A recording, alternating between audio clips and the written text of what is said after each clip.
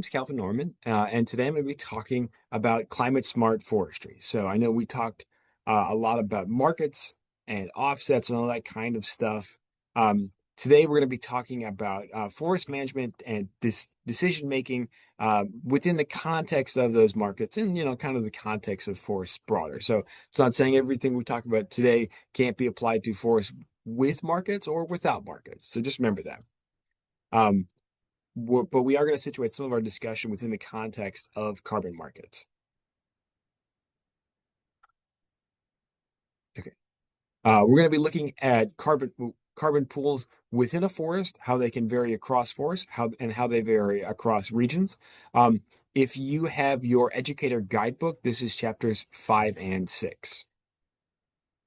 We're going to be talking about carbon density. When we're talking about carbon density, this is going to be mass of the there's going to be mass unit per area of carbon within a stand. So we're going to be talking about tons of carbon per acre. So remember that tons of carbon is mostly going to be coming to the cellulose and the lignin that's within our forest out here. When we're thinking about tons of carbon per acre, it's mostly going to be found in our trees, mostly going to be in these nice, pieces of wood in our trees here. I'm going to come back to this. Okay. So it's always important to pay attention to our units. So it's not CO2e, this is CO2 per acre. This is actual physical amounts of carbon. So this figure over here shows us the major elements of climate smart forestry. We have creating new forests. This is going to be reforestation and afforestation. Afforestation is creating forests in places that have not been forested for the last 50 years. They may have been forests historically, and so let's take an example. We could have a farm may date back to the 1800s, but prior to the 1800s, it was forest. So the colonists came in, cut down the forest, made it a farm. Afforestation would be, all right, we take that farm and replant it back to be forest. So that's afforestation. And then reforestation is just, reestablishing forests in those areas. Other things that we want to think about are forest health. So this is going to be, keeping our forests healthy, keeping them functioning. One of my favorite topics. We have lots of great education on that if you want to really dig into that. So here we're, making sure that everything is going well in our forest, and we're really trying to increase forest resiliency so they're, not as impacted by shocks and changes with climate change. Another thing that we're always thinking about is improving forest management. So this is when we got everything is growing well, going well. How can we, make sure these forests are, as productive as possible from a carbon standpoint as well as from an ecological standpoint? So a couple of practices that you could do, you could, thin overstocked stands. So if you have too many trees in the area to reduce competition and make sure the trees are nice and healthy and, resilient against some kind of forest health threat. We're going to remove some of the trees out just to increase growth and make sure everyone's growing well. We can potentially extend rotations to make sure we're getting the biggest saw logs possible and creating some climate smart wood products, which we're going to talk about later. And then when we're actually harvesting, we're going to reduce soil disturbance to keep our forest soils as healthy as possible. And the last one is our sustainable wood products. We're going to dig all into this in a different event. So we're going to put this on the table as something that's important to think about and to know about, but we're going to come back to it. We're going to come back to it. Oh, and if you want to learn a lot more about what we're talking about, you can find that in this document here. All right, so let's look at a conceptual model of a forest just to think about where our, forest carbon pools are.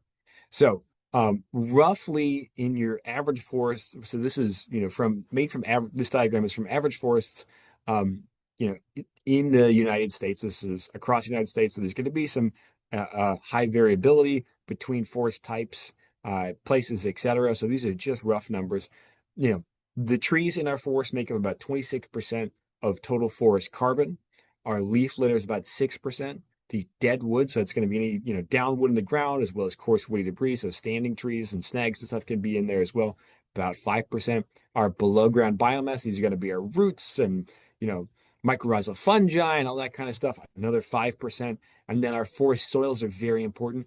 Now, the amount of carbon stored in forest soils is variable depending on the region. So here in the Mid-Atlantic, we don't have a ton of carbon stored in the soils because we have a lot of big rocks. It's tough to store carbon in rocks. But in the southeast and in the Midwest, our soils are very important. So this pool is pretty variable. Additional places where we are storing carbon are going to be in our harvested wood products. I'm just going to again put that on the table. This is an important place where we are storing wood products, but we're going to address that in a separate video. If you want to learn a lot more about carbon pools, here's the article that we have here for you. You go ahead and take a second and read that. Okay, so here we have all of that information just with a few more numbers and in a chart, maybe if you're more of a chart person. So again, our above ground woody biome, our above ground biomass, this is going to be our trees, very important. The below ground biomass, these are our roots, also important, but less so. Our dead wood, important, especially from an ecological function. We really care about that dead wood. Forest leaf litter is again important ecologically. When it comes to carbon perspective, not the most important. Our soil is also very important. This varies forest to forest. And then our wood products can really help us store carbon. We're going to talk more about wood products. So don't you worry if you don't feel like we're addressing that all in this one. Okay, so let's start to think about where these pools are. So we have three basic, pools. We have the atmospheric pool, so what's in the atmosphere. Then we have the within forest stand pools, and then we have the more human forest. We have the more human pools. So carbon moves around between all of these pools, and that's part of the carbon cycle. And we can think about managing the carbon cycle to reduce carbon in the atmosphere and to help us, with climate change.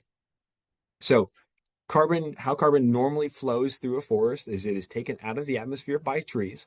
As those trees die, they'll go into this standing live vegetation and then eventually decompose back into the atmosphere, or they can decompose into down woody debris in the forest floor and then back into the soil. That carbon in the soil will stay there for a long time, but it eventually will be released back up into the atmosphere. So this whole big arrow here, this is our decomposition.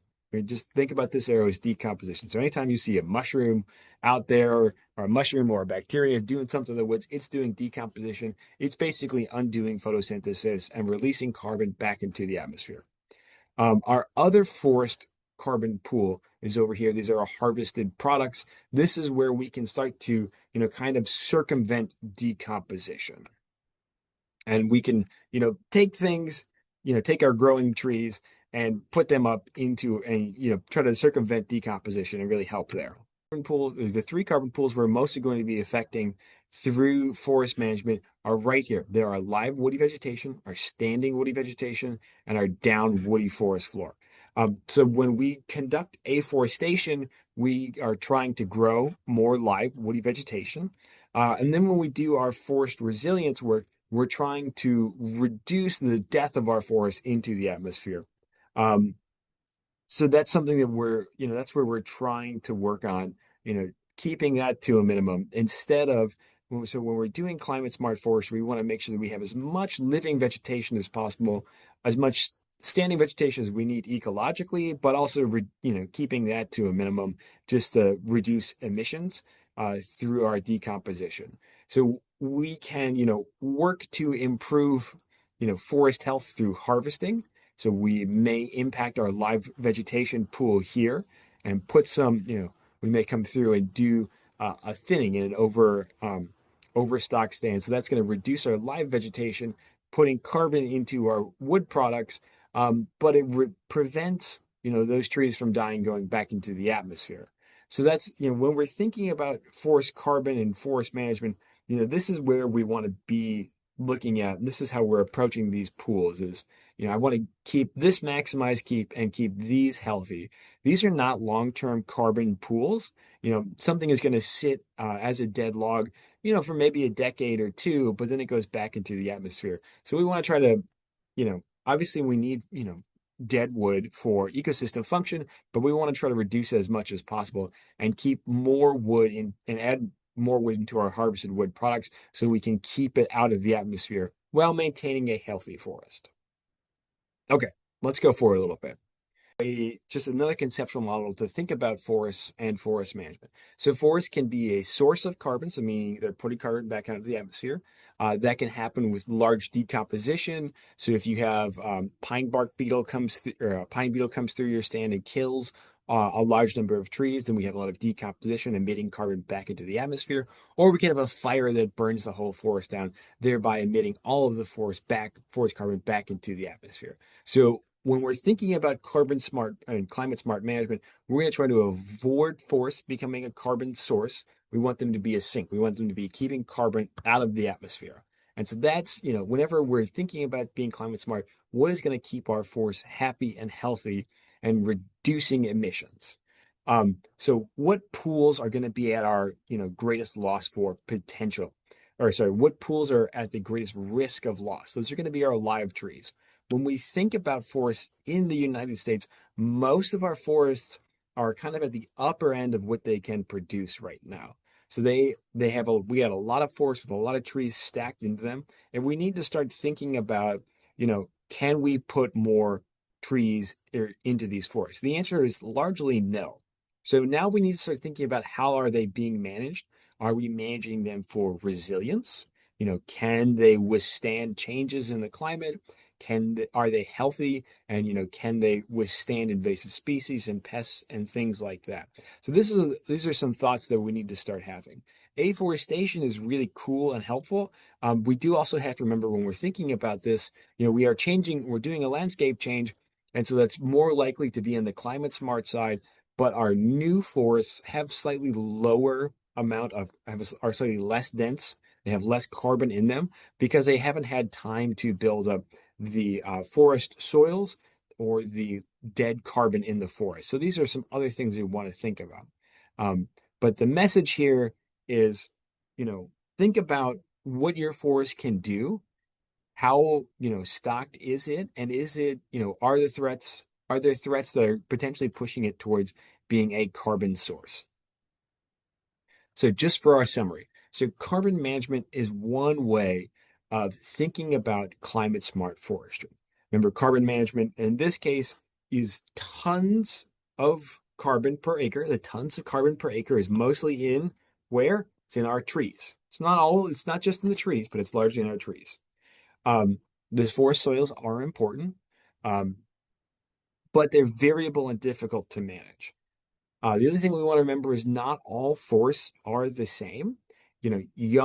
Or new forests, but in forests that are established in areas that hadn't been forested, they're storing carbon, but they're, just less complex. They don't have a lot of, organic stuff built up in the leaf litter or in the dead wood because there hasn't been dead wood for a long time. So they're good and important, but it's very important to actively manage and to sustain the forest that we currently have because those have a higher carbon density and because they have more complexity. So we want to actively manage our forests to keep them happy.